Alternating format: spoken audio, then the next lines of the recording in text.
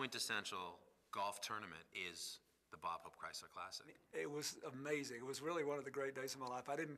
It was one of the few times when I played poorly I didn't really care very much because I was having so much fun with him and with the other presidents. I've played with Donald Trump.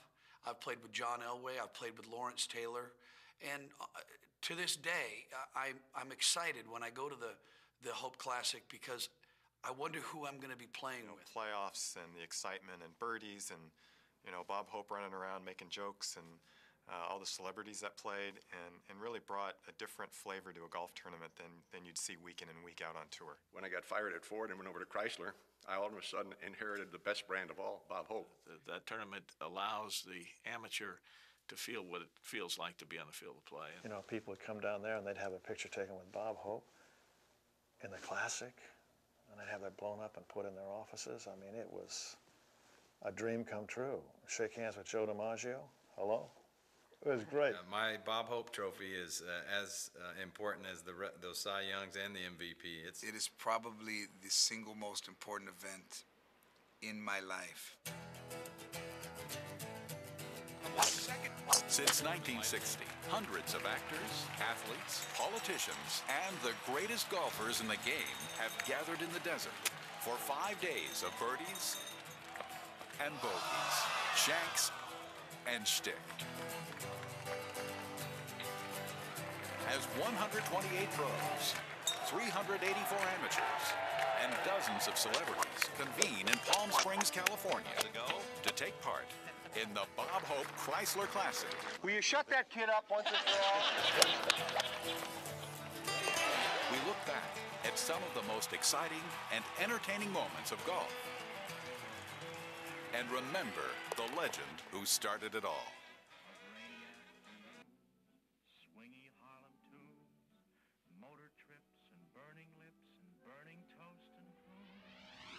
Stay tuned. We'll be right back.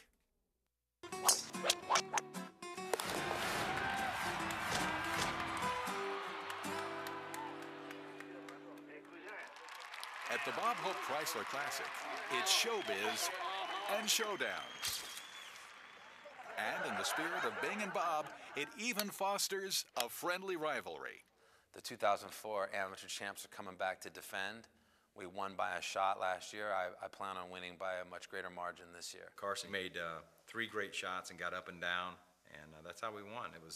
We were excited about it. Carson Daly, I know you're probably watching this show because you're about as crazy about golf as I am, but you're not going to win this year. I could care less about NBC or MTV. I mean, I just want to win this golf tournament. And if you do win, I will donate $1,000 to your favorite charity.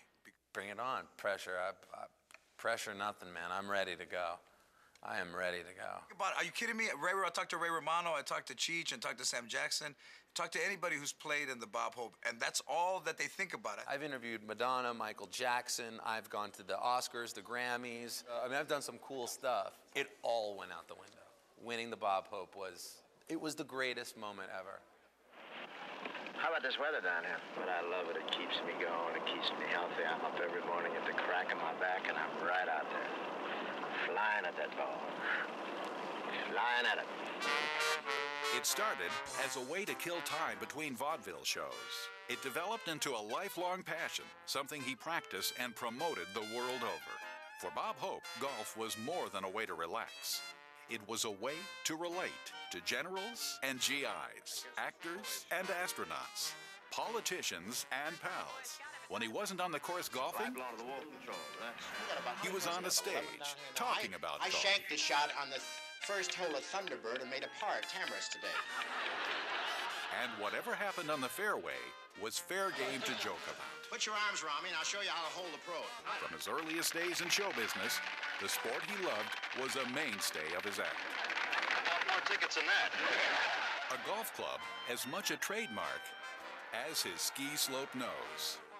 On the road with Bing Crosby, he pitched war bonds on the putting green, clowning for the crowds. Thing to have. You're getting this as a premium. We got $22.50. I'll go 25. 20,000. Bob Hope has got Seabiscuit shoe. Won when he won the Saturday the handicap. You think it'll fit me?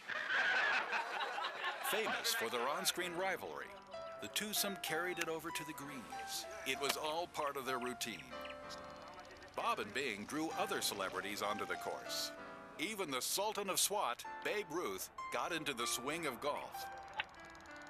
And soon, the Celebrity Pro-Am Golf Tournament was born.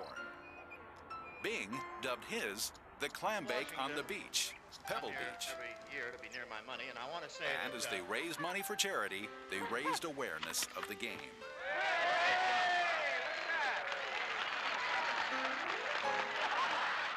Decades before it was home to the famous golf tournament, Palm Springs, California was an oasis for the rich and famous. It was a constant parade of celebrities.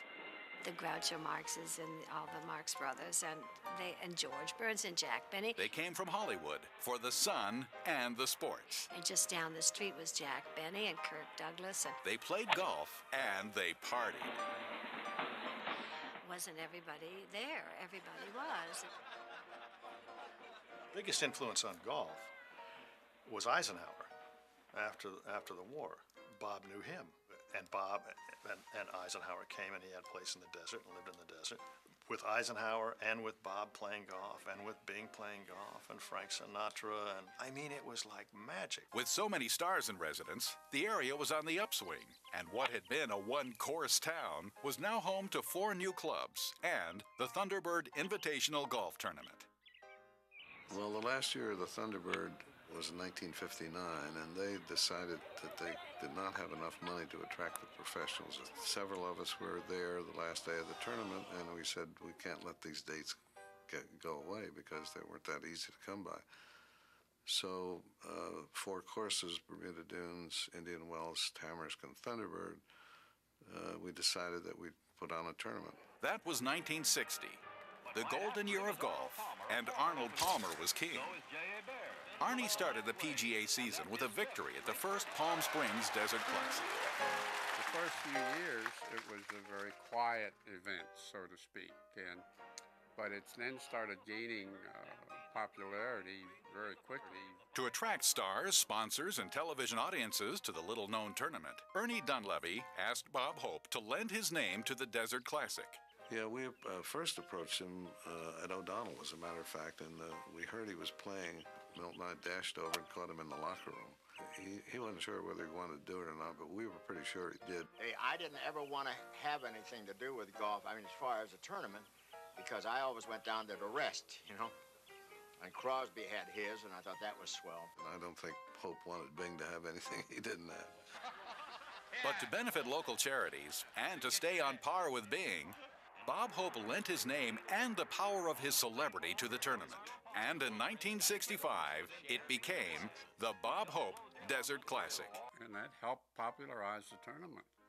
Bob Hope was a guy that lightened everything up. And of course, just his personality in itself was so fantastic. And the laughter, and people enjoyed him. And his friends, fellow celebrities, enjoyed him very much. And they enjoyed being with him in the tournament.